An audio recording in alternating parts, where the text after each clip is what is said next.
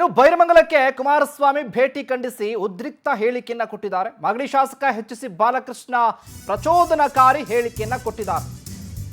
ಕುಮಾರಸ್ವಾಮಿ ಅವರು ಬೈರಮಂಗಲಕ್ಕೆ ಹೋಗ್ತಾರೆ, ರೈತರ ಜೊತೆ ಸಭೆ ಮಾಡ್ತಾರೆ, ರೈತರ ಅಹವಾಲನ್ನ ಸ್ವೀಕಾರ ಮಾಡ್ತಾರೆ. ಈ ವಿಚಾರಕ್ಕೆ ಸಂಬಂಧಪಟ್ಟಂತೆ ಮಾತನಾಡಿದ್ದಾರೆ. ಉಭಯ ಪಕ್ಷಗಳು ಕಾರ್ಯಕರ್ತರು ಅಲ್ಲಿ ಹೆಚ್ಚು ಜಮಾಯಿಸಬೇಕು, ಅಲ್ಲಿ ಹೊಡೆದಾಡಬೇಕು, ಹೆಚ್ಚು ಕಮ್ಮಿ ಆಗಿ ಗೋಲಿಬಾರ್ ಆಗಬೇಕು.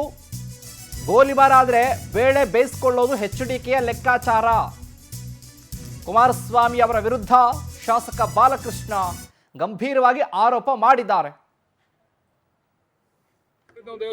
ಅಲ್ಲಿ ಎರಡು ಪಕ್ಷದವರು ಸಭೆ ಸೇರಬೇಕು, ಹೊಡೆದಾಡಬೇಕು, ಯಾರಿಗಾರು ಒಬ್ರಿಗೆ ಹೆಚ್ಚು ಕಡಿಮೆ ಆಗಿ ಗೋಲಿಬಾರ್ ಆಗಬೇಕು. ಗೋಲಿಬಾರ್ ಆದಾಗ ಅದ್ರ ಮೇಲೆ ಅವ್ರು ರಾಜಕೀಯ ಬೆಳೆ ಬೇಯಿಸ್ಕೋಬೇಕು ಅಂತ. ಯಾಕಂದ್ರೆ ಇವ್ರಿಗೆಲ್ಲ ಸ್ವಲ್ಪ ಈ ವಿಠಲ್ನಲ್ಲಿ ಗೋಲಿಬಾರು, ಬೇರೆ ಬೇರೆ ಕಡೆ ಗೋಲಿಬಾರ್ ಆಗಿ ಕುಣಗಲ್ ಗೋಲಿಬಾರ್, ಇವೆಲ್ಲ ಆಗ ಅವ್ರಿಗೆ ಅನುಭವ ಐತೆ. ಪಾದಯಾತ್ರೆ ಮಾಡಬೇಕು, DK ಶಿವಕುಮಾರ್ ಅವ್ರ ಮುಖಕ್ಕೆ ಮುಸಿ ಬೆಳಿಬೇಕು ಅಂತಕ್ಕಂಥ ಹುನ್ನಾರ ಮಾಡ್ತಾವ್ರೆ.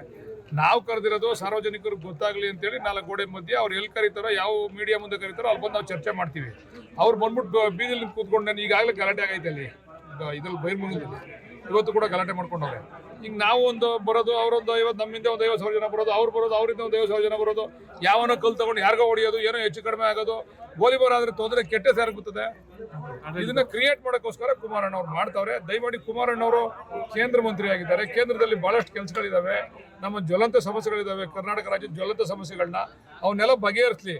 ಅದು ಬಿಟ್ಬಿಟ್ಟು ಕೇಂದ್ರದಲ್ಲಿ ಕೆಲಸ ಮಾಡೋದು ಬಿಟ್ಬಿಟ್ಟು ಬಂದು ಬೆಳಿಗ್ಗೆ ಎದ್ದೆ ಬಿಡದಿನಲ್ಲಿ ಕೂತ್ಕೊಂಡ್ರೆ ನಾವು ಏನ್ ಮಾಡೋಕ್ಕಾಯ್ತದೆ?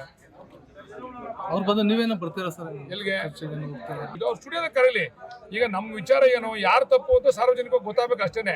ಒಬ್ರಿಗೊಬ್ರು ರೈತರನ್ನ ಹೊಡೆದಾಡಕ್ಕಲ್ಲ, ನಾವು ಬಿಡಕ್ಕಾಗಲ್ಲ ಅಲ್ಲಿ. ಅದರಿಂದ ಅವ್ರು ಸ್ಟುಡಿಯೋ ಕರೆದ್ರೆ ನಾನು ಕೂಡ ಬರ್ತೀನಿ, ನಮ್ಮ ಲೀಡರ್ನು ಕರ್ಕೊಂಬರ್ತೀನಿ.